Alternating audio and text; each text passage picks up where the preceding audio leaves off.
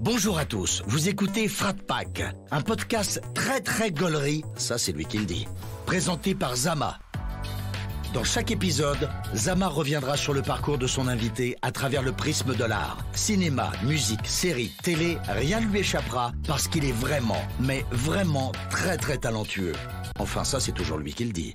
Des anecdotes, du rire et du kiff, accroche-toi parce que Frat Pack, ça commence maintenant.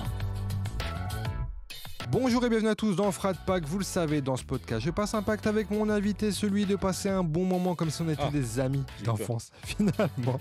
Mais d'abord, laissez-moi vous présenter mon invité du jour. Il est humoriste et comédien. Ça fait maintenant plusieurs années qu'il nous fait marrer sur scène ou sur Internet avec ses débriefs, ses sketchs, ses vlogs ou ses anecdotes. Je suis très content pour cette nouvelle saison de recevoir Zatis. Comment tu vas, Zatis ? Salut. J'aime bien ce petit salut là. Enchanté. Enchanté. Comment allez-vous, Zatis ? Bah ça va, merci. Tu peux me tutoyer. Ouais, parce que tu sais, t'imagines le mec qui dit tu peux me vous voyer. Ouais, s'il te plaît, vous vois moi. T'as pris un petit ton, tu sais, t'as pris une voix, on a envie de vous voyer, tu vois. Quand tu m'as fait ce petit salut. Oui, c'est ça vrai. Va, comment allez-vous ? Est-ce que je peux te rappeler un truc ? Ah oui, vas-y, dis-moi. Recul du micro. Ouais, putain, t'as vu, j'arrive pas.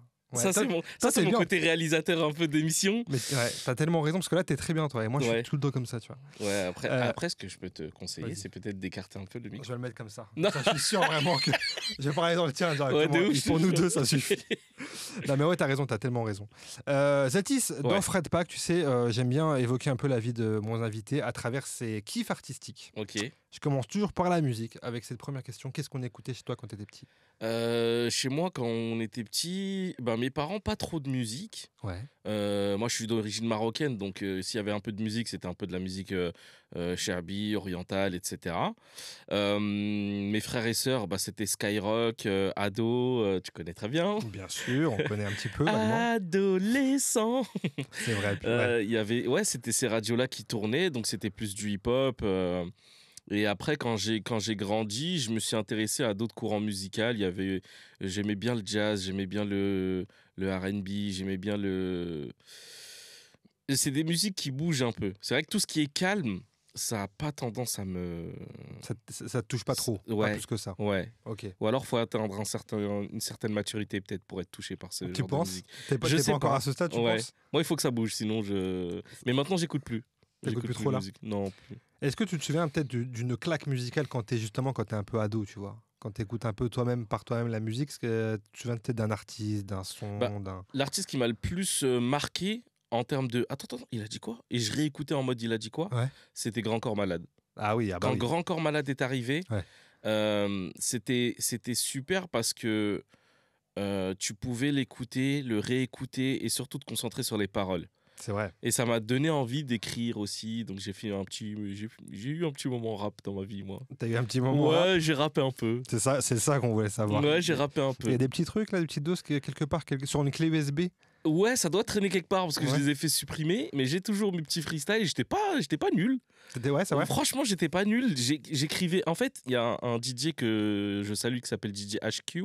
Okay. C'est le DJ de la section d'assaut. Ouais. Qui est on était dans le même club de basket et je lui ai envoyé une fois une maquette que j'ai faite et il m'a dit tes lyrics sont bien, mais tu rappes trop rapidement, on n'a pas le temps de les écouter. Ok, d'accord. Faut mettre en 0,5 pour écouter vraiment le truc. C'était ça. Donc voilà. T'aurais pu te dire, pourquoi pas essayer de faire un truc dans ce milieu ou pas du tout ? Non, genre, c'était vraiment pour le kiff. Ouais, exactement. Okay, c'était que pour le kiff. Il y avait pas de... Même si t'aurais eu des petits encouragements, ça t'aurait pas chauffé. J'en ai eu des encouragements des mecs de mon quartier, tu connais. Franchement, tu démerques pas mal et tout. Ouais. Mais je me voyais pas faire ce que tous les rappeurs font pour percer. Ah oui, d'accord, ok. Tu vois, les meufs en bikini, les insultes, dire que je vendais de la... bref. Ouais.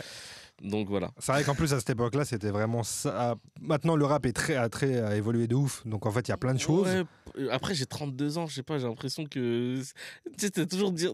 Les mecs qui ont 30 ans, ils disent toujours, ouais, c'était mieux avant. C'était moins violent. Ouais, je trouve que c'était moins violent. En tout cas, les artistes qu'on avait avant, je les trouvais moins violents gratuitement. Tu sais, si c'était violent, ça avait il y avait une raison, tu vois. Ouais, c'était plus sociétal même des fois. Ouais, voilà, tu vois, quand IAM est violent dans leurs paroles, c'est qu'ils décrivent un truc qui existe vraiment. Ouais. Là, il y en a, ils ont rien vécu, ils sont là en mode, ouais, c'est la race de la cité, c'est rien, frère. Ouais, c'est vrai, t'as pas tort. Tu vois ce que je veux dire ? Parce que moi, j'ai 33 ans, donc on est de la même génération. On est de la même génération. Mais j'avoue que je voyais pas ça. Je me suis dit, maintenant, il y a tellement de rap différents que ça se truc. Mais en fait, t'as raison, c'est vrai qu'il y a ce truc-là aussi de se dire, maintenant, des gens ont rien vécu et... ça, c'est un mot. Ouais, c'est vrai. C'est vrai qu'il y a ce truc-là. Ça, c'est appauvri, je trouve. J'avoue. Et donc aujourd'hui, plus trop de musique? Non. Plus trop de rap, de rien du tout? C'est plus trop ton truc? T'as eu l'occasion de faire des concerts peut-être à une époque ou pas? Le seul concert auquel j'ai participé, franchement, je crois que c'était Monsieur Nov. Ouais. Monsieur Nov, quand il était venu faire la Cigale à Paris, j'ai un pote qui était DJ qui m'avait obtenu des places et j'aimais beaucoup cet artiste. Il m'a dit, je sais que t'aimes bien Monsieur Nov, j'ai des places si tu veux et tout, donc je suis allé et j'ai kiffé. Un gros big up à Monsieur Nov. Ouais, Monsieur Nov, un très bon gars. J'avais crié un truc. T'avais crié quoi? Petite anecdote. En fait, il y avait la Wi-Fi dans la salle. Et genre, entre deux musiques, silence, et je dis « Y'a la Wi-Fi !»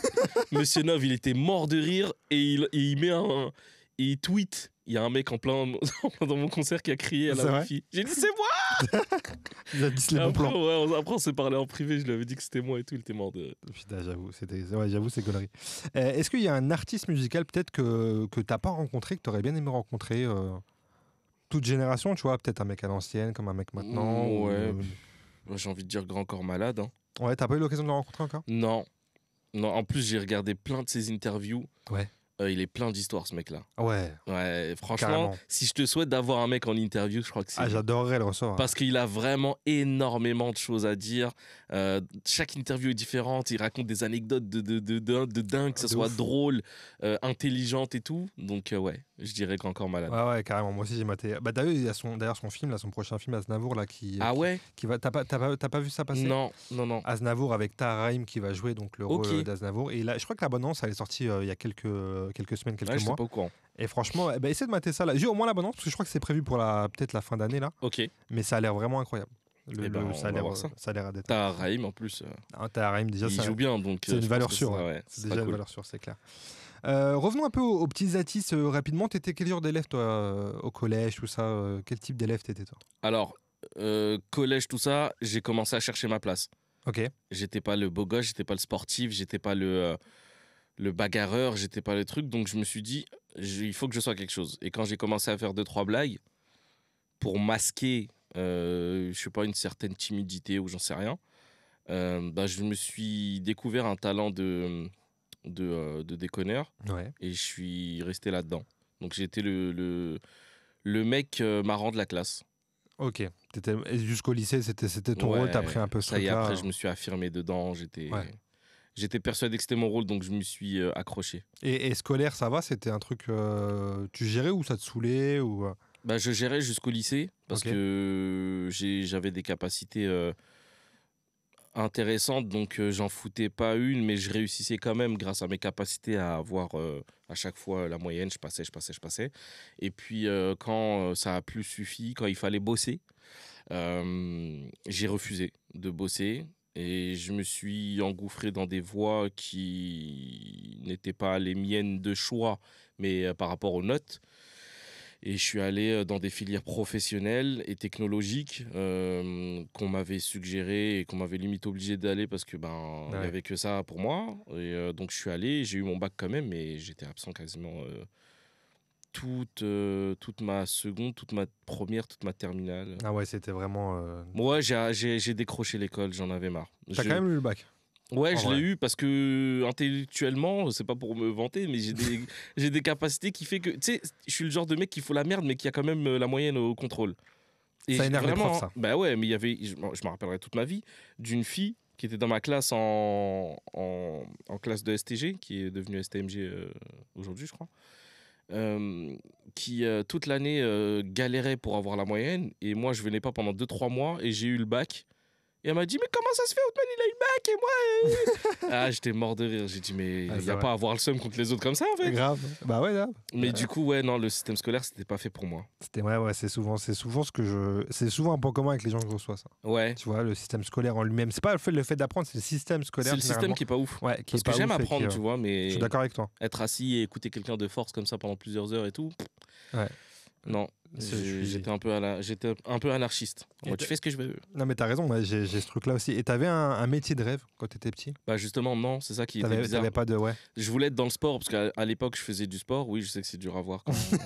Alors ça se voit, ça. J'ai pris du poids, mais je faisais du basket et j'étais arbitre de basket. Donc je voulais suivre cette voie-là parce que j'étais plutôt bon là-dedans. Sauf que quand on a commencé à me dire, ouais, il faut se raser, il faut rentrer dans des cases. Moi, j'aime pas quand on commence à me dire... Ah ouais, ils t'ont dit ça carrément? Ouais, non, arbitre de basket, si t'es pas rasé, c'est mal vu. Ah moi, je voyais ça un peu comme du racisme. Hein. Clairement, tu vois. Mais maintenant aussi, c'est comme ça ou pas?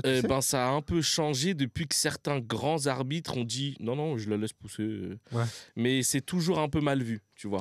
Très bizarre parce que comme si ta barbe allait changer ta manière d'arbitrer. Tu sais. Exactement. Mais oui. Au contraire, ça donne un truc un peu plus viril, un peu plus truc. Donc normalement, on est censé te laisser tranquille. De fou, t'as raison. J'ai pas compris ce truc-là et quand on a commencé à me mettre dans une cage, j'ai fui et j'ai arrêté et je me suis lancé dans la comédie au même moment. Ok, c'est marrant, je savais pas ce truc de la barbe quand t'es arbitre de basket, je vois pas du tout le rapport. Ouais, écoute. C'est marrant. Et donc, tu parlais de ça, t'as fait quelques tafs justement avant la scène. J'avais entendu que t'avais fait Uber, t'avais fait chez Quick, à la Poste, etc. Ça. Et donc, arbitre aussi. Tu gardes quel souvenir de cette époque-là où tu faisais ces tafs-là un peu? Je me cherchais, frérot. Ouais. En fait, je me voyais pas vivre chez mes parents sans avoir de travail. Ouais. Tu sais, il me dit, déjà, c'était incroyable. Et je lui ai dit encore, c'était quand? C'était il y a 2 jours à mon père, je crois. Je l'ai pris dans mes bras, je lui ai dit merci de m'avoir laissé une chance. Parce qu'en fait, il payait le loyer, il payait la bouffe, il payait tout. Et j'étais plus à l'école. Ouais. Tu sais, pour un papa marocain, c'est vrai. C'est super dur d'accepter ça. Et il l'a fait. Je suis le dernier de la famille. Tous les autres ils avaient leur taf, il y en a qui étaient déjà mariés et tout. Et moi, j'étais là en train de chercher ce que j'allais faire de ma vie. Et c'est le truc le plus inquiétant pour les parents, tu sais, quand tu vois ton enfant qui a plus de 25 ans et qui commence à chercher ce qui... T'as 25 ans, frérot, normalement, t'as déjà commencé ta vie, tu vois, normalement, t'es... Enfin, voilà, et du coup, ouais, je me cherchais, en fait. J'essayais de trouver un truc pour combler, pour ramener un peu d'argent à la maison. Ouais. Bah, au final, tu leur as bien rendu, t'as été digne de leur confiance. Ouais, au final, ouais. Maintenant, aujourd'hui, avec le recul, tu vois. Ah non, mais mon père m'a dit... J'avais fait des petits boulots, donc, comme tu l'as dit et tout. Et après, je me suis dit, allez, je me laisse une seconde chance. Je tente un BTS commerce international. Ok. C'est ma dernière chance de reprendre les études. Allez, vas-y. J'ai été poussé et tout par mon entourage. Et au bout de 3 mois, vu que j'ai pas trouvé d'alternance, j'ai abandonné et j'ai lancé mon spectacle. Mon père, il m'a dit, ok, je te laisse 1 an. Si au bout d'1 an, t'as pas... t'en fais pas ton métier, c'est-à-dire que t'en vis pas et tout, t'arrêtes et tu fais autre chose. J'ai dit ok.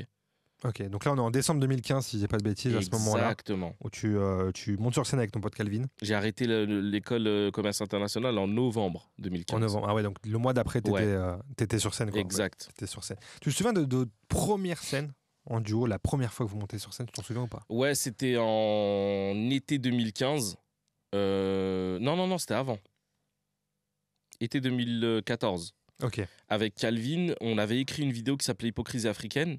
Et je commençais à faire des vidéos, ça commençait à faire un peu de bruit. Et je reçois dans mes DM un festival à Champigny-sur-Marne, je crois, un truc comme ça, dans le 9-4, je sais plus. Et on me dit, on veut vous voir sur scène. Vous, les mecs qui faites des vidéos et tout. Sauf qu'il y en a, personne n'a fait de la scène. On fait que des vidéos et des petites vidéos dans nos chambres, tu vois. On se regroupe et on se dit, venez, on bosse. Chacun fait sa meilleure vidéo et il la met en scène et il la monte sur scène. Okay. Donc avec Calvin, c'était la vidéo Hypocrisie africaine qu'on a mis en scène et on l'a joué sur scène. C'est le sketch qui a le plus fonctionné parmi toutes les personnes qui ont fait des vidéos.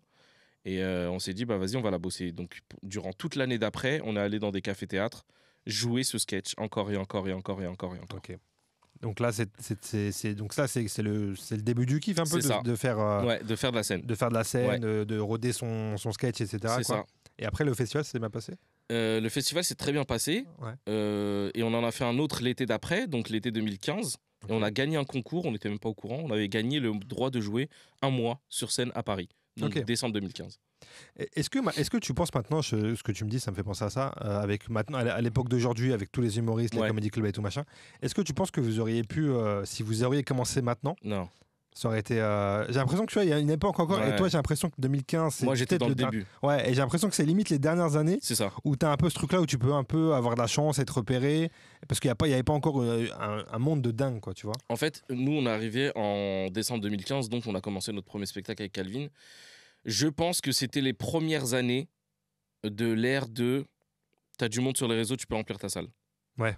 Alors qu'avant, même si t'avais. Enfin, il n'y avait pas de réseau. Ouais, donc en vrai, si tu remplissais ta salle, c'est que tu passais à la télé.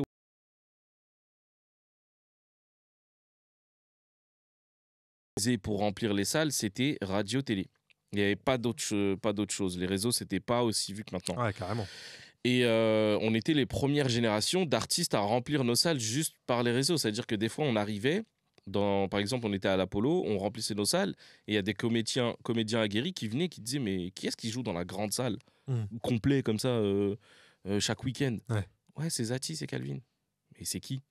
Ouais, c'est des jeunes qui ont fait des vidéos sur Internet et tout. Ouais, tu vois, donc j'avoue. C'était un peu, on était comme ça, un peu vu comme des escrocs un petit peu. Bah ouais, complètement, parce que c'était nouveau, donc j'imagine en plus pour des gens. En fait, c'est les rapports avec ce que tu disais avec la meuf de ton école qui est dégoûtée. Ouais, t'avais ce même rapport avec les gens un peu plus confirmés. C'est ça. Et ça se passe bien l'arrivée dans le milieu de l'humour. Ouais, c'est cool, c'est bien accueilli généralement. Enfin, mis à part ça, les gens qui comprennent. J'imagine ça, c'est peut-être une ancienne génération qui réagit aussi, comme ça à ce moment-là. Il y a une génération peut-être qui est moins, je sais pas. Bah en fait, la génération qui arrive, on se retrouve tous, tu vois, dans les cafés-théâtres, tu vois, on a déjà joué avec Inès Reg, on a déjà joué avec Ilyes Djadel, on a déjà joué dans des comédie clubs. On a commencé par exemple notre premier spectacle, Nordin Gonzo, c'est lui qui a fait notre première partie. Tu vois, Nick Moukoko qui venait du Jamel Comedy Club est venu nous donner un coup de main.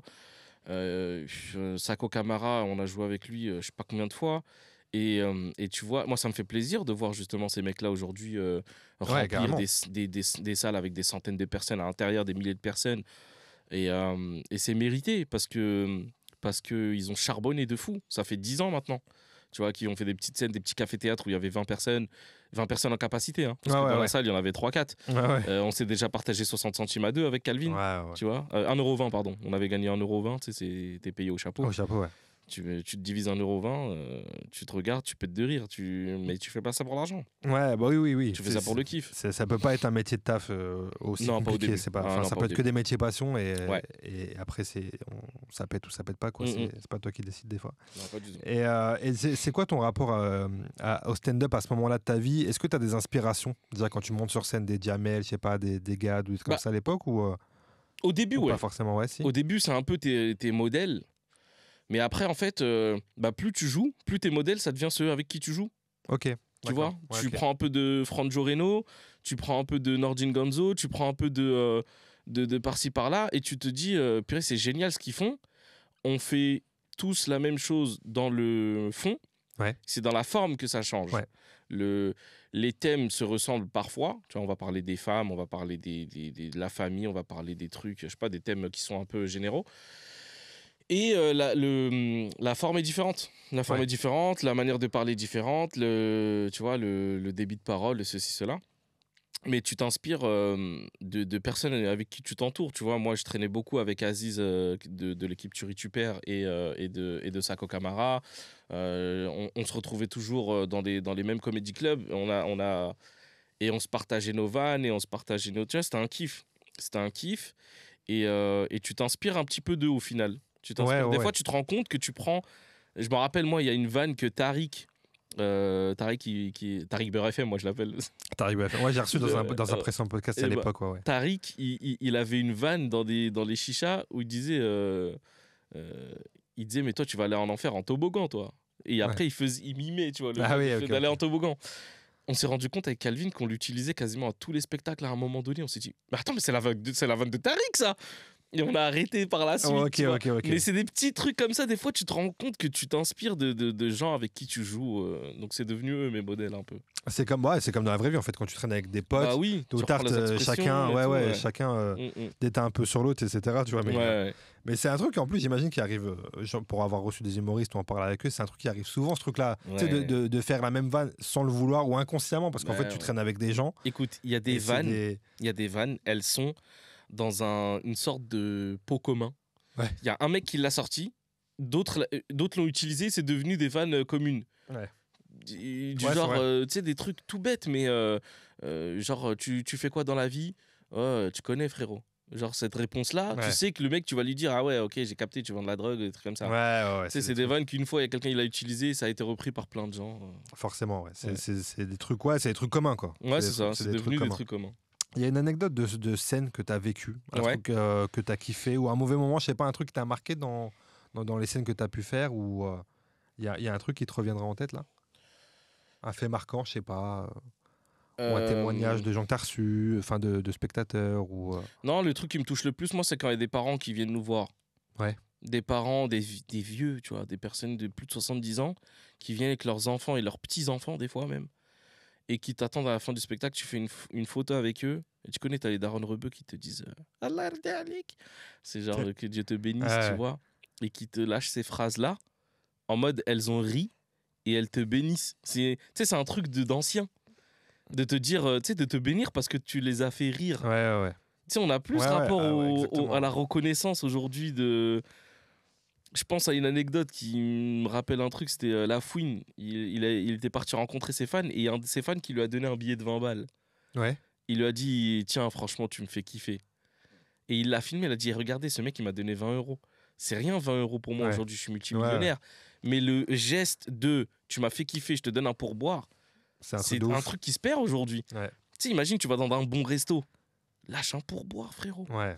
Dans d'autres pays, c'est devenu obligatoire. En France, ça ne l'est pas trop. Mais quand on le fait, ça fait super plaisir aux gars du resto. La valorisation, c'est pas un réflexe qu'on a en France, j'ai l'impression. On n'a plus cette reconnaissance de... Non, on a perdu de la reconnaissance. Tu vois, et ce genre de truc, moi, ça me touche. Ouais, t'as raison. Ce genre de geste, ça me touche. C'est vrai qu'en plus, c'est les trucs les plus simples. Ben, c'est ça. C'est les trucs les plus simples. Des fois, ça te coûte pas plus cher. Hein. Ouais, c'est vrai. Ben, c'est vrai, en fait, c'est valable dans... Tu fais bien de le dire, c'est valable dans le monde du taf aussi, tu vois. Bah, genre, moi, j'ai fait beaucoup de taf. Moi, j'ai taffé 10 ans dans la vente. Ouais. Et en vrai, j'étais vendeur. Je passais de vendeur à après, au fil du temps, tu vois, responsable. Et quand t'es vendeur, t'es au bas de l'échelle, tu vois. Donc, tu sais ce que c'est de tout faire, des trucs de merde et tout, tu vois. Et de pas avoir de reconnaissance. Juste un genre, ah putain, t'as bien taffé aujourd'hui. Mais ça te donne envie de revenir plus tôt le lendemain. Les gens, les responsables, des fois, ils se rendent pas compte que juste ça, et ça coûte rien. Une phrase là que tu dis, si tu le penses, et même si tu le penses pas, à la limite, dis-lui, le gars, il va être surmotivé pour revenir le matin. Bien sûr, il va taffer comme si c'était son entreprise. Exactement. Et c'est dommage que ça se perd aujourd'hui. Les gens devraient prendre un peu de recul sur ça. C'est ça. Est-ce qu'il y a des... Tu regardes le stand-up à l'étranger ou pas? Ouais. Ouais, il y a des pas vraiment beaucoup, mais par exemple, je regarde un peu les plus connus, entre guillemets. Les deux noms qui me viennent là, c'est Kevin Hart et Dave Chappelle. Tu vois, les GOAT pour moi du stand-up américain. C'est par manque de temps, mais sinon, je regarderai aussi les nouveaux parce que je sais qu'il y en a un, c'est un Anglais, et je crois qu'il a des origines indiennes aussi. Très, très fort. Noah. Ah, j'ai dû voir passer sur... Très fort. Il y a aussi Chris Rock, hein, tu vois. Forcément, Et quand tu regardes aussi les anciens, Chris Tucker, Eddie Murphy, etc. Quand tu fais ce métier d'humoriste, t'es obligé de regarder ces classiques-là. Après, il y a les Français aussi. Ouais, bien sûr. Les Coluche, Dieudonné. Dieudonné, on a beau dire ce qu'on veut, il a des trucs sur lesquels je suis pas d'accord. Il y a des trucs qui me dérangent moi en tant que croyant, mais sur d'autres sujets, genre quand il fait un sketch sur le cancer, c'est niveau de l'écriture et tout, c'est incroyable. Alexandre Astier dans Kaamelott, le GOAT, l'un des GOAT pour moi, t'es obligé de t'inspirer de ces gens-là. Tu vois, de regarder un peu ce qui s'est fait avant et ce qui se fait aussi ailleurs pour voir en fait ça va où, quoi. Moi, je regarde tout type d'humour. Je suis marocain, je regarde des séries ivoiriennes, je regarde des séries marocaines, je regarde des séries trucs. Et il y a de plus en plus de stand-up en Afrique. Et moi, pour moi, hein, l'humour africain, il est à un niveau trop sous-estimé aujourd'hui. C'est vrai? Ouais. Bah, c'est vrai qu'on n'en connaît pas trop, en vrai. On connaît pas, les gens peut-être s'intéressent pas assez. Tu vas connaître des Patson parce que ça va être des pépites qui vont se révéler en France. Mais je te jure que si tu te penches un petit peu, après il faut connaître la langue parfois, c'est ça qui fait un peu la barrière du truc, mais le stand-up marocain par exemple, je pleure de rire. Parce que je comprends l'arabe, mais il y a des trucs qui sont faits en français aussi, c'est très très fort. Ouais, et puis maintenant, en vrai, tout est tellement plus accessible qu'avant, tu vois. Même quand tu parlais des humoristes américains à l'ancienne. Sur les réseaux. Fallait aller diguer sur YouTube vite fait, très très loin des vidéos en je sais pas quelle qualité, en DivX, tu vois. Mais maintenant, même avec Netflix, t'as des trucs partout. Tu vois. Je pense à un mec comme Mo, je sais pas si tu vois, c'est qui Mo. C'est un Palestinien. Oui, il a fait une série là sur qui s'appelle Mo. J'ai pas regardé, on m'en dit du bien. Regarde, franchement, tu vas voir. On m'a dit c'était drôle. C'est vraiment kiffant. Et il est humoriste. Il est humoriste à la base. aussi, apparemment. Et il y a ses specials sur Netflix. Même Rami Youssef, qui est égyptien, pareil, qui a fait une série qui s'appelait Rami. Et ça, c'est dans la série. Aussi, tu vois. Ça, c'est dans la série des humoristes du monde que j'ai regardé, que j'ai mis dans une liste certainement, mais que j'ai pas encore. T'as pas eu le temps de mettre. Il y a tellement de trucs, de toute façon. J'ai plus Netflix, du coup. T'as plus Netflix. On va s'arranger, on va trouver ça quelque part. Zatis, on va faire notre petit jeu, le Quiz Art. Ouais. Je rappelle pour ceux qui connaîtraient pas peut-être. Le Quiz Art, donc 1 minute pour me répondre à un maximum de questions. La séquence où très simple. Où tu pièges quelqu'un et c'est repris sur TikTok en mode regardez ce qu'il a dit. C'est pas, franchement, il y a aucun piège, c'est des questions très très simples. Allez, vas-y. Tu verras, c'est vraiment le truc, c'est vraiment que c'est de la rapidité, faut être rapide, faut scorer à mort. Ok. Si tu sais pas, tu me dis je passe pour aller plus vite, et pour marquer un maximum de points. Mais tu verras, il y a pas de piège. Allez. Ok, t'es chaud? Ouais. Je mets le chrono, tu vas l'avoir dans les oreilles. Zatis, est-ce que tu peux me citer, s'il te plaît, 3 films avec Will Smith? Will Smith, Bad Boy 1, Bad Boy 2, Bad Boy 3. Une série Netflix. Le Prince de Bel-Air. Un chanteur belge. Un chanteur belge, Stromae. Une émission sur M6. Un dîner presque parfait. Un film avec Gad Elmaleh. Le dernier là. Attends un peu. Un film sans Gad Elmaleh. Un film sans Gad Elmaleh. Jurassic Park. Un youtubeur. Squeezie. Une candidate de télé-réalité. Mela Knight. Un dessin animé Disney. Dessin animé de Disney. Ça a boycotté, mais mais le Roi Lion. Un titre de Jul. Wesh alors. Un film de Tarantino. De Tarantino. Django. Ouais, un rappeur du 9-2. Ocho. Enfin, okay. Ocho. Une participante. Un participant de LOL sur Prime Video. Jérôme Commander. Une émission de cuisine à la télé. Allez, pas mal. Tu m'as pas donné de fausse bonne réponse, à part peut-être le film de Gad, mais on voit où tu vas en venir. Il s'appelle comment déjà? Reste un peu, exactement. T'étais dans l'univers. T'étais dans l'univers. Et une émission de cuisine, Top Chef. Tu l'as, allez, je te la donne si tu l'as, nickel. On va compter ensemble. Je suis content que tu m'as dit Bad Boys, parce que toujours les gens. J'ai dit quoi? Tu m'as dit Bad Boys 1, 2, 3. Oui, Mais ouais, mais gars, je te promets que c'est pas évident. Souvent, je mets des grands acteurs qui ont fait des films, genre, je vais mettre Tom Cruise, tu me sors Mission Impossible 1, 2, 3. Les gens vont chercher. Men in Black 1, 2, 3 aussi, ça a marché. Ça marchait aussi, ouais. Il a fait combien d'un 2, 3 lui? Il a fait beaucoup d'un 3. Même Bad Boys, là, ça s'arrête plus. Bad Boys, ouais. Ça s'arrête plus.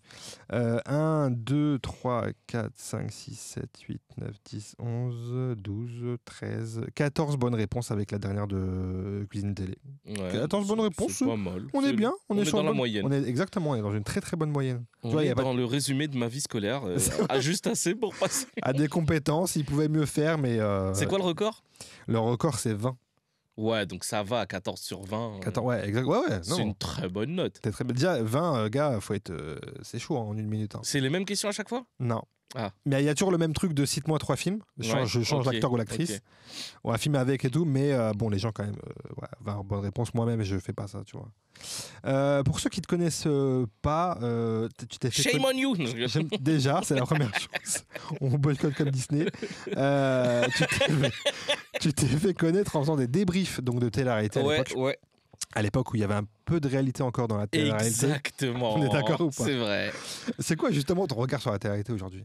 Tu as résumé, il y avait encore un peu de réalité avant, maintenant tout est scénarisé. Ouais. Et même si ça ne l'est pas, tu vois par exemple avant les productions, ils faisaient un effort de dire les gars, j'ai trouvé une idée qui pourrait bien marcher pour une séquence. Là, ils ont même plus besoin. Les jeunes, ils sont déjà formés. Ils savent déjà ce qui fait du buzz, ils savent déjà ce qui fait vendre, ce qui fait voir, ce qui va te faire péter en termes d'abonnés, etc., pour vendre après des faux AirPods. Donc ils savent très bien quoi faire. C'est vraiment ça.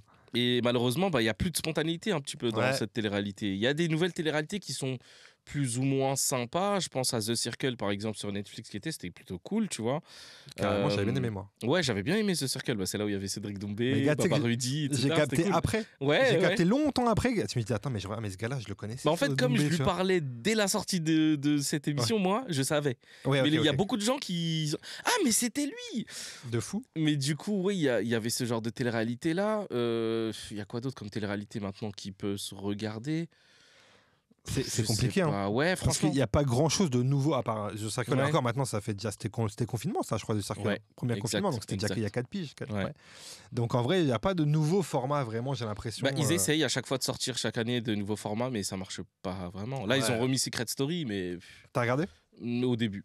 Au début seulement? J'ai regardé la première semaine, j'ai arrêté après. Parce que ça t'a. Parce que je pensais que les candidats allaient être des faux candidats et qu'ils allaient mettre des vrais candidats. Ah oui, il y a eu. Mais c'est que des TikTokers et des trucs d'internet, des gens, des trucs. Zama, ils se connaissent pas alors qu'ils ont tous des millions d'abonnés. Tu vois, c'est bizarre un peu. Je me suis dit, ouais. Et quand je sens, moi, qu'il y a un truc qui est pas sincère, c'est comme les caméras cachées. Quand j'apprends qu'il y a des caméras cachées, c'est des mythos. Je regarde plus, ça y est. Tu décroches du truc, ça t'enlève. Ouais, c'est comme quand on m'a dit qu'il y a des humoristes qui piquaient des vannes, j'ai arrêté de les regarder. Parce que j'ai perdu l'estime du travail. Moi, j'aime bien que les choses soient faites naturellement et que ça soit vrai. Dès que c'est un peu fake, j'ai un doute qui me fait dire tout est pipé. Ah ouais, donc je me lève de la table et je sors. Et ciao. Ouais. Et tu peux plus revenir. Non, j'ai du mal. C'est vrai. Non. C'est vrai. Ouais. Ah, je comprends. Tu sais, Secret Story, moi, je regardais à l'époque Benjamin Castaldi. Ouais, pareil. Les premières saisons. Et là, je me suis dit, je vais pas mater. En fait, je voulais mater par curiosité. Pareil. J'avais peur de tomber dedans parce que j'ai pas envie de perdre du temps, tu vois, à regarder ça. Et du coup, je me suis dit avec ma femme, vas-y, on va mater pour voir, tu vois. Ouais. Et j'avoue, je suis tombé dedans. Et au début, j'étais comme toi. Ouais. Quand j'ai vu TikTok et tout, je dis, vas-y, c'est bon, ça me cassait la tête. Et même raisonnement que toi. T'as vu la rumeur qu'il y avait au début, là? C'est exactement. Des faux candidats, etc. Exactement, ouais. Dès que ça a été confirmé que c'était pas ça, j'ai dit, c'est vrai. C'est vrai. Mais au final, tu sais quoi, je me suis laissé prendre et on oublie ce truc-là. Ouais. Même, ils ont à moitié assumé parce qu'à un moment donné, il y avait un secret qui avait été découvert et les candidats n'étaient pas contents parce qu'ils ont dit oui, mais tu me follow sur les réseaux donc tu savais. Oui. Tu vois, c'était au début, ça. C'était au tout début. Ouais, exact. Et donc ça a été plus ou moins assumé de se dire mais mais je suis d'accord avec toi de se dire attends, c'est pas possible. Même des fois ils sortent des trucs de leur tête, tu dis mais attendez en fait d'où? Ouais, la meuf elle a déjà fait 15 interviews donc forcément elle est au courant. Même la voix d'Harry Potter, je me dis comment ils n'ont pas cramé depuis le temps soi-disant non tout, mais donc, ça en fait, j'ai reçu des messages de mes abonnés qui me disaient ça devient bien, reviens. Mais oui, mais j'ai eu ce truc. Ouais, mais je peux pas revenir sans avoir maté avant. Non, par contre, oui. Oui, bien sûr. Donc c'est impossible en fait. J'ai trop de taf à faire. Non, c'est trop. C'était soit depuis le début, soit non, t'as raison. T'as raison, ça vaut pas non plus le coup de se dire je vais tout mater. Tu vois. Non, du coup, je fais plus de débriefs de télé-réalité. C'est ceux sur le quoi on m'a le plus connu au début, mais après j'ai montré que j'étais drôle autrement, tu vois.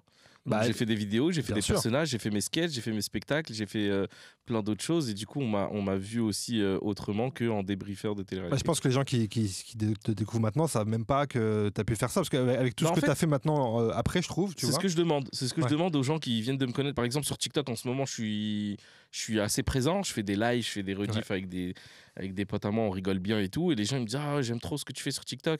Je dis mais t'as vu ce que je faisais avant ou pas? Les plus jeunes disent ouais j'ai regardé un peu et les plus anciens me disent mais ça fait 10 ans que t'es là donc on te connaît au début avec les débriefs, maintenant on voit que tu fais autre chose et souvent c'est en mode oh Zati c'est à l'ancienne. Ah ouais t'as cette génération là aussi. Oui je suis toujours là. Toujours là. Mais en fait ce qui est bien c'est que tu te renouvelles justement avec il faut, avec les réseaux t'as raison. C'est obligé.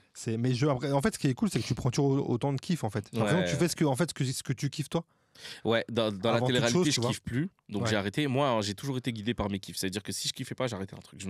C'est Aladj qui m'a appris à faire ça, à ne jamais se forcer à faire un truc pour les gens. Ouais. Ça, à l'époque, je traînais beaucoup avec lui. Il me l'avait bien fait comprendre. Il m'a dit si tu kiffes pas un truc, le fais pas. Ouais. Ça va se voir et tu vas pas aimer ce que tu fais. Donc j'avais arrêté de le faire.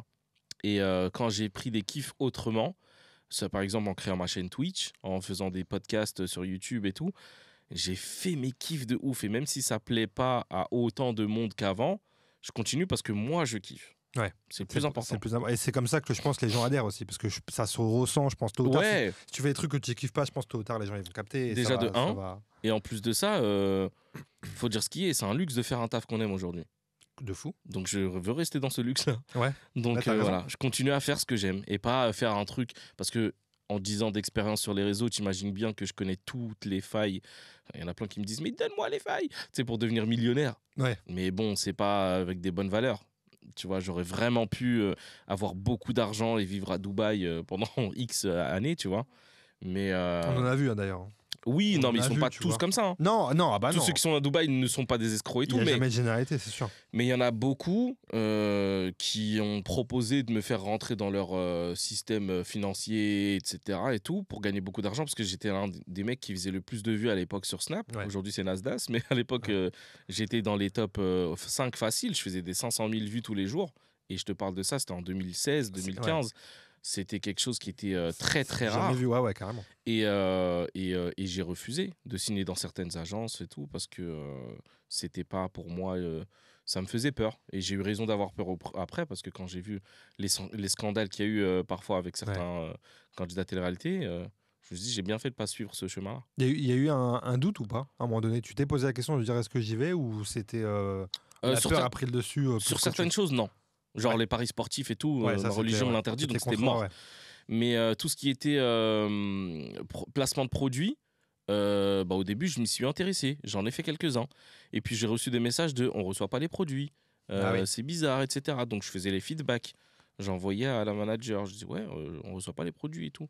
Ah, t'inquiète, ça va se renvoyer. » Et puis, quand j'ai vu qu'une première marque, deuxième, troisième marque, j'ai dit « ok, j'arrête. » Ouais. J'ai dit c'est pas assez fiable pour tenter l'expérience parce que à toi ils t'envoient le colis, donc tu reçois les meilleurs produits de ces marques-là.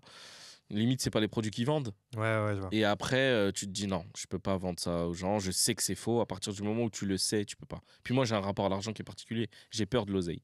Ah ouais? Ouais, c'est bizarre, hein. C'est contradictoire un peu avec ce métier d'artiste où tu es amené parfois à gagner beaucoup d'argent, parfois. Parce que tout le monde croit que quand tu as des millions d'abonnés, tu as des millions sur ton compte. Ouais. C'est pas du tout le cas.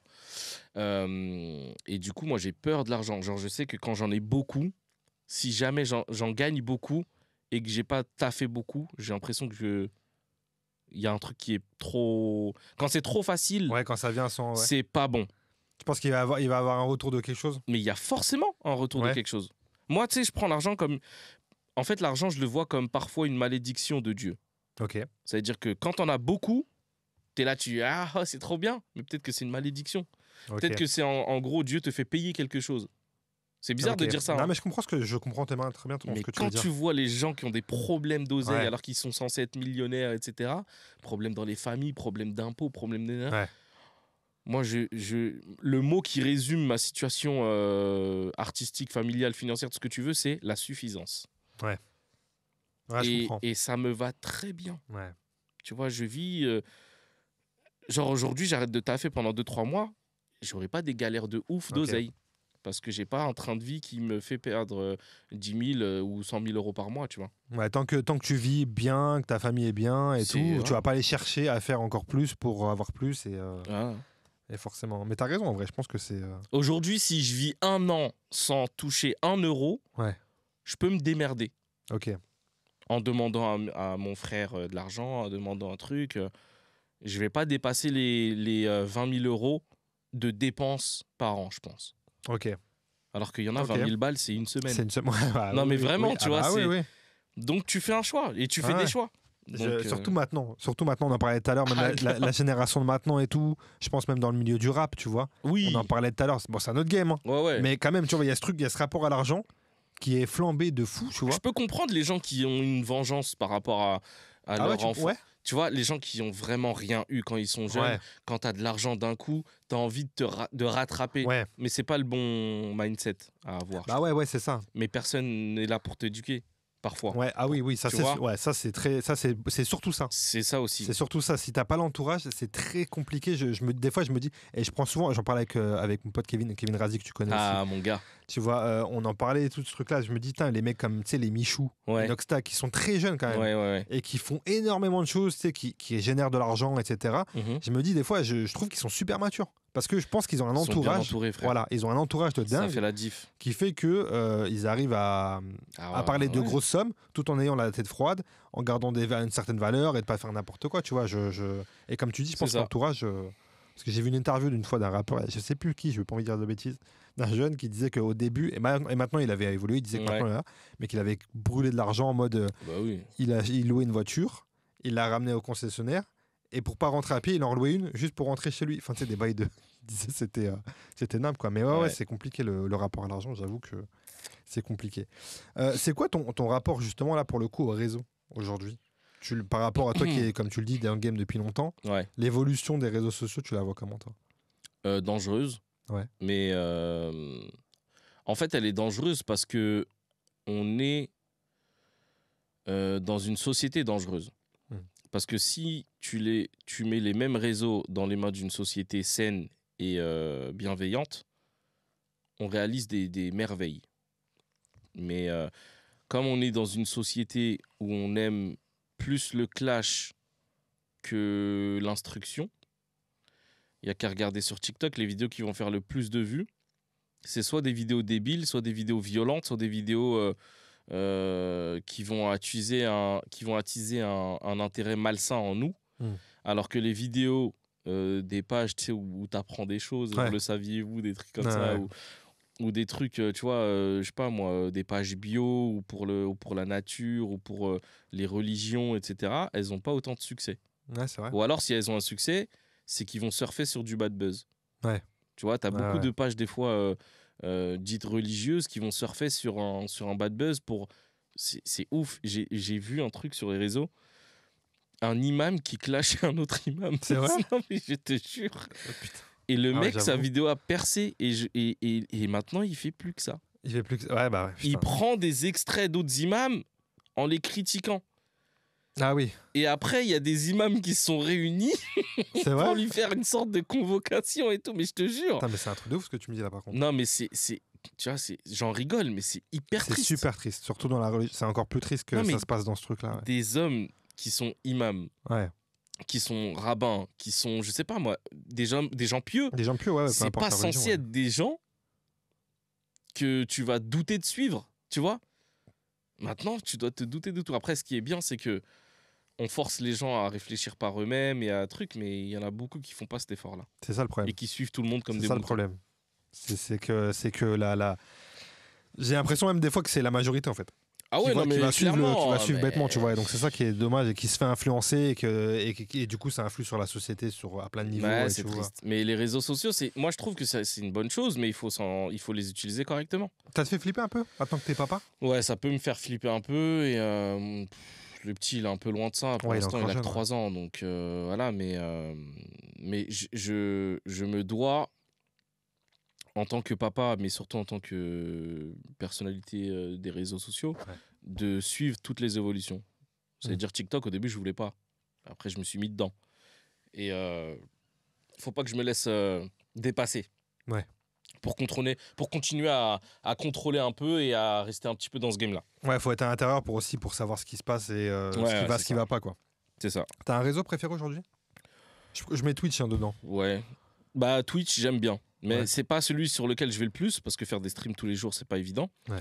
Mais j'aime bien parce que ma communauté à l'intérieur, elle est saine. Tu sais, on est une centaine. Et c'est des gens que j'ai l'habitude de voir. Ouais. C'est des abonnés habituels. Il n'y a aucune insulte, aucun gros mot, aucun truc, aucun mot bizarre. Dès qu'il y en a un qui dit un mot un peu bizarre, tous les autres sont en mode « Oh !» Ah oui, okay. Donc c'est une safe place de fou. Celle que j'utilise le plus, c'est TikTok, à cause de leur algorithme infernal là. C'est fou. T'arrêtes pas de... C'est incroyable. Tu te mets dessus à minuit, à 3h du matin, tu te dis, bon, je vais peut-être poser mon téléphone. Ouais.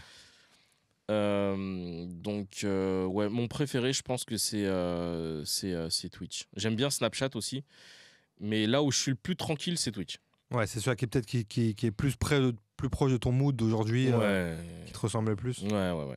C'est mes plus fidèles abonnés, ceux qui respectent le plus. Et c'est pas les gens, ils vont tomber sur ton Twitch, enfin sur ton live. Parce que sur TikTok, quand je fais un live, tout le monde peut tomber dessus. Des gens qui te suivent, des gens qui te suivent pas, des gens qui t'aiment pas. Et en général, les gens qui t'aiment pas, ils peuvent plus tomber sur ton live qu'autre chose parce qu'ils aiment bien commenter, des trucs comme ça, tu vois. Okay. Donc c'est un peu relou, c'est un peu juvénile TikTok. Ouais. Mais Twitch, je kiffe. Ok, ça marche. Zatis TV sur Twitch. Zatis TV. Zatis TV. Zatis TV sur Twitch. Je voulais qu'on parle vite fait un petit peu de cinéma. Ouais. C'est quoi ton rapport au cinéma? Tu vas au cinéma? Je vais, oui. Ouais. J'aime beaucoup ça. Tu as le temps encore, tu prends le temps d'y aller quand même? Ouais, franchement, le dernier film que j'ai vu, c'est La Planète des Singes. C'était bien? Ouais. Et j'ai regardé tous les anciens juste après. Ah, tu t'avais jamais vu les anciens, genre à l'ancienne ou genre les derniers? Les derniers. J'ai regardé le premier là, j'ai vu. Non, je vais pas pouvoir tenir. Oui, c'est vrai. C'était trop à l'ancienne, les effets spéciaux sont ridicules et c'était compliqué. Mais j'ai regardé la trilogie là, tu sais, les 3 derniers, les plus récents, et après. Il faut que je revoie du coup le dernier pour bien comprendre. Parce que là, c'est une suite là. Parce que moi, j'ai pas vu le dernier. Ouais, c'est une suite. C'est quand même la suite de la trilogie. Ouais, c'est une suite. D'accord, donc ça va. C'est une suite parce que dans le dernier, la petite, elle a grandi dans le dernier. Ok. Tu vois. Ok, donc ouais, c'est la suite quand même. Ouais, c'est la suite. C'est clairement la suite. César il meurt en plus dans le dernier. Donc là, dans celui-là, tu vois un petit peu la suite de son héritage entre guillemets. Ok. Donc c'est sympa. Mais le cinéma, j'y vais souvent. Ouais, ma femme me boude là parce que justement je suis allé avec un pote dernièrement et pas avec elle. Ouais, on a fait un date. C'était pour ce film? Ouais. C'était pour ce film. Bah mon pote il m'appelle, il me dit j'ai envie de voir ce film là et tout, t'es chaud? Je dis bah vas-y, ouais. Ouais, bah ouais. Je dis toi tu m'appelles pas pour me dire ouais vas-y j'ai envie d'aller voir ce film là? Bah écoute, propose-moi, je te dirai oui. Ouais, est-ce que t'as une claque cinéma que t'as prise là dans ces derniers mois? Non, moi non. Non. Dans ces derniers mois non. Ou peut-être un peu plus. Toi, t'as le souvenir déjà d'une claque cinéma que t'as pris ou pas? Ouais. Peut-être déjà, ouais. Mérine, L'Instinct de mort. Ah oui, donc c'était vraiment pas il y a quelques mois, ouais. Trop bien fait. Ouais. Ok. Un des films que j'ai le plus kiffé. Mais non, mais franchement, ces derniers mois, déjà sur les plateformes, il n'y a aucun film qui m'a mis une claque. Ah oui, non, ça, ouais. Parce que c'est clairement de la sous. C'est pas qualité du tout. Ouais. C'est en mode, il faut qu'on sorte des films, on a tel budget, allez appeler tel acteur, pondez une histoire, changez ce que vous voulez dedans, faites-vous plaisir. C'est nul. Il n'y a vraiment pas de qualité dans les films sur les plateformes, j'ai l'impression. Ouais. Mais niveau cinéma, j'ai bien aimé Les 8 mercenaires. Je crois que c'était Tarantino en plus. Encore. Tarantino, ouais. Grand Torino. Ouais, chef-d'œuvre. Ouais. Ça fait partie des films classiques, ça? Ouais, c'est des classiques pour moi. Parce que quand tu regardes encore aujourd'hui ces films-là, tu découvres encore des trucs. Ah, c'est pour ça. Oui. Tu vois encore plus les détails de l'écriture et tout. Ouais, c'est vrai. Ah, mais c'est pour ça que cette scène-là, elle est là et tout. Et c'est des trucs. Moi, j'ai toujours dit, un bon film, ça se regarde plusieurs fois. Ouais. Ça se regarde limite à l'infini parce que il y a toujours des scènes, par exemple, Le Parrain. Ouais. Tu peux le re-regarder. À chaque fois que tu vas regarder Le Parrain, tu vas découvrir un truc. Ah, mais c'est pour ça. Ah, mais c'est pour ça. Ah, mais c'est pour ça. C'est ce genre de film que je kiffe. Les films où genre tu te dis ah. Tu penses aujourd'hui il y en a encore des films comme ça? À grosse production, ouais. Ouais, où qui vont durer encore comme Le Parrain, qui vont durer 40 piges et tu pourras remater en disant... Moi j'aime bien re-regarder des films. Ouais. Mais j'ai l'impression que ça se perd parce que l'industrie cinématographique est plus en mode industrie que cinématographique. Oui. Ouais. Bah c'est Faut qu'on fasse des chiffres. Ouais, et ben la dernière claque que je vais me manger, je pense, c'est en allant voir un film que j'ai pas encore vu de Artus. Ah oui. Pareil. Un petit truc en plus. Pareil, à chaque fois je me dis il faut que je prenne le temps de voir ça, mais j'ai pas vu encore. J'irai le voir. Et Artus, je me souviens, j'étais choqué d'ailleurs parce que on s'était croisés dans le TGV. Ouais. Et il m'avait dit salut, ça va? Moi je lui dis bonjour parce que je savais qui il était, mais je savais pas qu'il me suivait. Il me suit sur les réseaux sociaux. Okay. Et il me dit j'aime beaucoup tes vidéos et tout. J'étais super content et tout parce que je kiffais trop ce qu'il faisait lui dans l'humour et tout. Ouais. Et après on avait joué en fait. Moi j'ai eu une expérience cinématographique. J'ai joué dans un film de Stéphanie Pilonka qui s'appelle J'irai au bout de mes rêves avec justement la fille trisomique du film d'Artus. Ok, d'accord. Tu vois, et c'est un film sur la trisomie aussi que j'ai fait. D'accord, ok. Et lui a pris Mayenne justement, ou Mayenne, j'ai oublié son prénom exactement, mais il a pris cette actrice-là pour jouer ce film-là. Ok. Et on avait joué avec Camille. Moi, j'avais joué avec Camilou et lui aussi, il avait joué aussi dans un film avec Camilou. D'accord. Et je me souviens à l'époque de ses premiers sketchs avec Jérémy Ferrari où il jouait justement sur le handicap et tout, et qui jouait l'handicapé. Ouais. Et les gens le terminaient, mais comment c'est possible de pouvoir faire ça et tout. Il le terminait et moi j'étais en mode gros soutien parce que ce que tu fais, je sais quelle quelle direction ça prend et quelle intention tu as en faisant. Tu vois. Et heureusement qu'il n'a pas lâché, parce qu'il y avait quand même beaucoup de critiques. Il y avait des bad buzz, il y avait des émissions de lui qui... Comment il peut faire des vidéos comme ça? Regarde le chef-d'œuvre qu'il nous a fait aujourd'hui. C'est le cinéma avec le plus de succès depuis le Covid. Il a dépassé le film sur Terre, là, des Martiens, là, le gros blockbuster américain là, qui est sorti il n'y a pas longtemps. Dune? Ouais, Dune. Il a dépassé Dune et tout. Ça fait c'est des scores extraordinaires. T'imagines le mec, il avait écouté les critiques. Il aurait arrêté son personnage. Il n'aurait pas aidé toutes les personnes en situation de handicap qu'il aide aujourd'hui grâce à ce genre de film. De ouf. Donc fermez vos gueules à un moment donné, des fois, dans les commentaires. Vraiment. Quand c'est fait avec malveillance, oui. Mais quand c'est fait avec bienveillance, laissez les gens faire. Même si ça vous dérange, vous. Voilà, l'intention, elle est belle, elle est bonne. Et regardez ce que ça donne aujourd'hui. Mais tu sais quoi, pour rebondir sur ce que tu dis, je me demande, c'est parce que je regardais les chiffres, donc là, à l'heure où on part, il est à plus de 5 millions, c'est son premier film. C'est impressionnant. C'est genre, ça arrive une fois tous les, je sais pas combien de temps qu'un mec fasse un premier film qui fasse autant de trucs, tu vois. Et sur les 5 millions, j'ai vu que genre, Paris, enfin l'Île-de-France, ça représentait genre, je sais pas, beaucoup. Non. Pas beaucoup. Genre 10%, frère. Ouais, mais nous, on se la raconte, nous. Et qu'en fait, c'est en gros, c'est-à-dire que si Paris avait marché, le mec, il aurait peut-être fait 8 millions. Là, mais nous, on se la raconte trop à Paris. On est trop en mode, on n'a pas le temps. Tu vois, mais moi, c'est pas ces gens-là qui lui tapaient dessus. C'est peut-être les gens à Paris, le microcosme un peu parisien, Île-de-France. Les aigris. C'est grave possible. Tu vois ce que je veux dire? Ah, c'est grave possible. En France, les gens, enfin en province et tout, les gens ont kiffé, en fait. Bien sûr. Il n'y a pas de malaise. Il n'y a même pas de raison de pas kiffer ce film-là. Si tu kiffes pas ce film-là, c'est que tu as un problème. Je pense que si tu kiffes pas ce film, c'est que tu as un problème de ça va pas dans ta vie et du coup tu te défoules ailleurs. Ça veut dire beaucoup sur la personne qui moi j'ai toujours dit, les haters, avant je les détestais, maintenant je les plains. Parce que ça veut dire que ça va pas dans leur vie. Parce que comment tu peux aller bien et te défouler sur quelqu'un? C'est impossible. Tu sais, quand tu vas bien, quand tu es dans un bon mood, t'as pas le temps de t'attarder à dire des choses mauvaises sur quelqu'un. De fou. Ça t'est déjà arrivé d'être dans un bon mood de ouf et on te parle d'un sujet que t'aimes pas et tu dis ah non, là je suis bien, me parle pas de ça. Mais quand t'es dans un mauvais mood, t'es en mode et tu te lâches sur tout. Donc les personnes qui ragent sur les réseaux, allez consulter, buvez de l'eau, allez bien. Je vous souhaite vraiment d'aller bien parce que si vous vous attardez à écrire des commentaires, parce qu'il faut le faire, hein. C'est la démarche. De fou. Tu regardes quelqu'un que t'aimes pas, tu commentes encore, tu postes, tu regardes si ça a été liké, t'es content de ça. C'est une dinguerie à quel point tu noircis ton cœur. C'est vrai. Et de prendre plaisir à noircir ton cœur, c'est que ça va pas, frérot. Ça va pas du tout. Faut consulter. Je suis d'accord avec toi, Zatis. Complètement d'accord. Et tu parlais de cinéma, t'aimerais bien renouveler un peu cette expérience?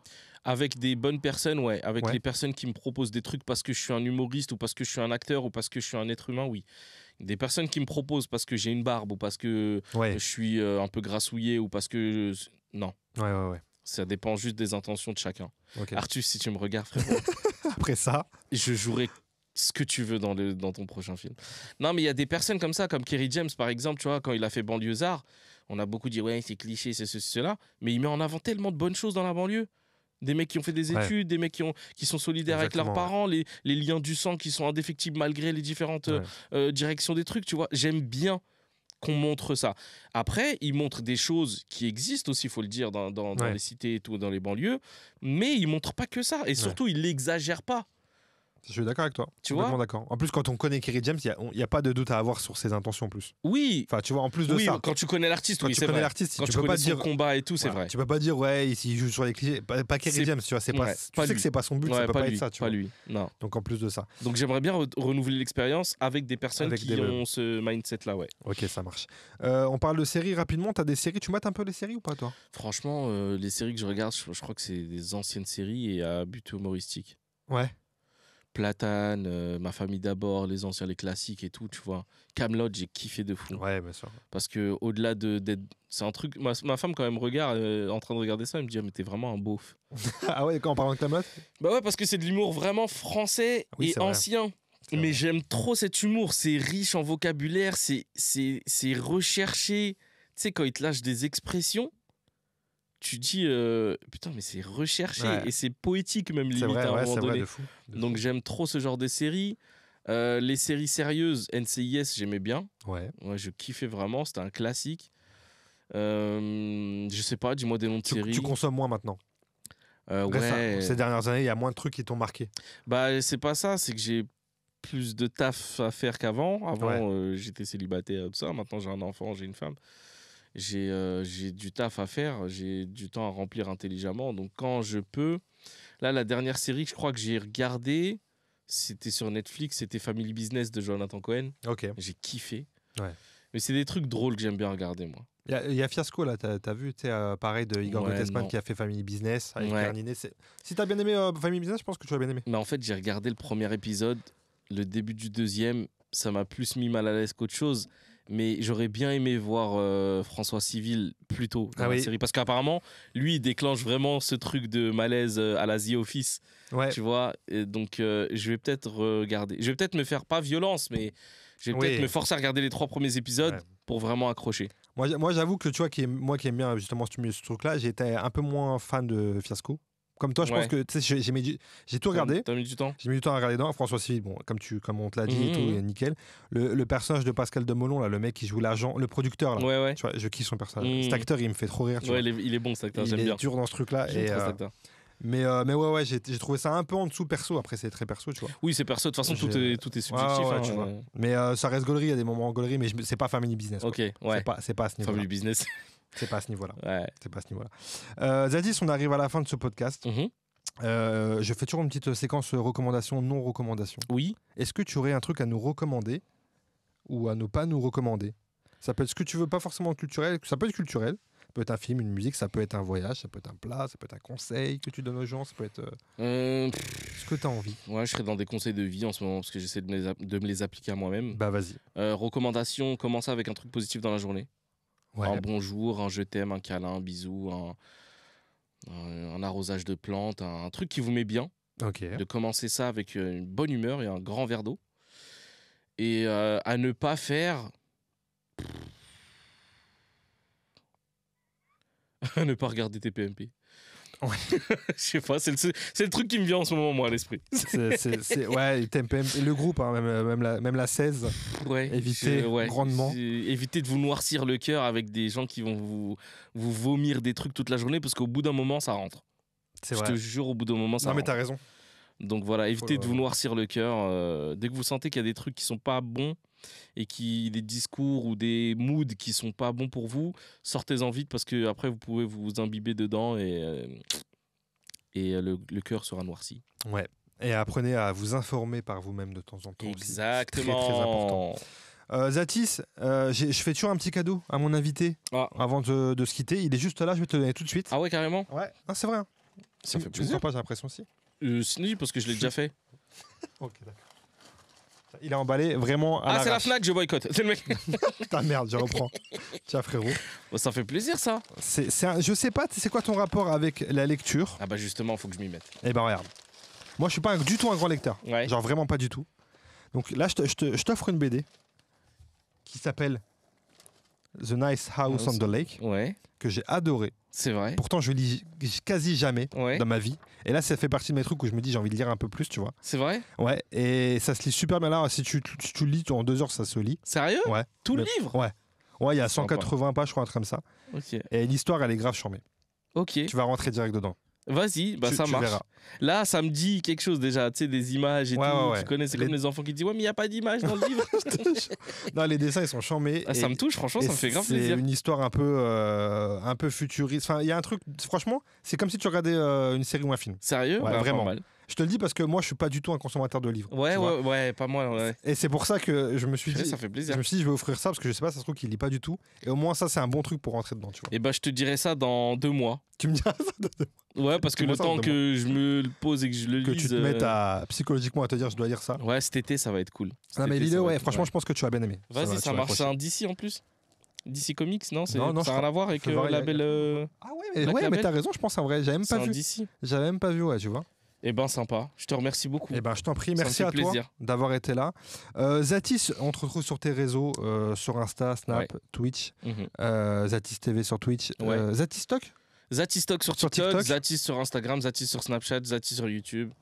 Ta chaîne YouTube Zatis et Yasmine maintenant. Oui. N'hésitez pas à suivre Zatis dans tout ce qu'il fait parce que moi j'aime beaucoup ce gars et tu proposes toujours un contenu varié et c'est ça que je C'est gentil. Et n'hésitez pas à suivre aussi toutes ces chaînes et tous ces réseaux que j'imagine tu mettras en bio bien évidemment. Bien évidemment parce que des fois des gens viennent parce qu'ils ont tapé le nom de l'invité et ils suivent pas la page qui. Si vous avez passé un bon moment, allez follow la chaîne et likez et surtout mettez un commentaire. Ça fait plaisir quand même. C'est vrai. Mais viens, on dit un mot à la fin et on voit si les gens ils ont. Ah oui. La fin. Qu'est-ce qu'on dit? Bah, je sais pas moi, Urban. Urban. C'est l'édition du truc là, du livre. Urban. Si vous mettez Urban dans les commentaires, ça voudra dire que vous êtes allé jusqu'au bout. Vous êtes des vrais. Zatis, merci. Merci à très vite, frérot. Merci. Bye.